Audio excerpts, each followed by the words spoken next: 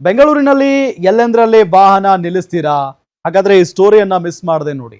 ಇನ್ನು ಮುಂದೆ ನೀವೆಲ್ಲ ಬಹಳ ಹುಷಾರಾಗಿರ್ಬೇಕಾಗುತ್ತೆ.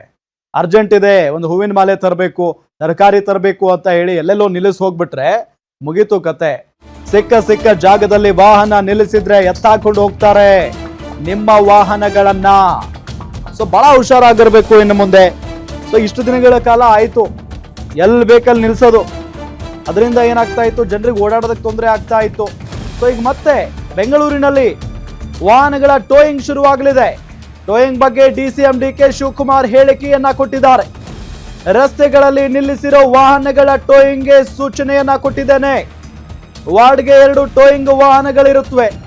ಪಾರ್ಕಿಂಗ್ ಇಲ್ಲದ ಕಡೆ ವಾಹನ ನಿಲ್ಲಿಸಿದ್ರೆ ಟೋಯಿಂಗ್ ಮಾಡ್ತೀವಿ ಅಂತ ಹೇಳಿ ಡಿಕೆ ಶಿವಕುಮಾರ್ ಹೇಳಿಕೆಯನ್ನ ಕೊಟ್ಟಿದ್ದಾರೆ.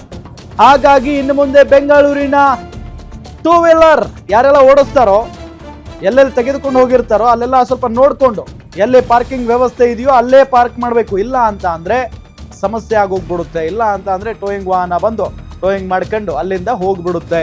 ಆಮೇಲೆ ನಮ್ಮ ವಾಹನ ಎಲ್ಲೋಯ್ತೋ ಏನೋ ಅಂತ ಹೇಳಿ ಮತ್ತೆ ಪೇಚಿಗೆ ಸಿಕ್ಕಾಕೋದು ಬೇಡ.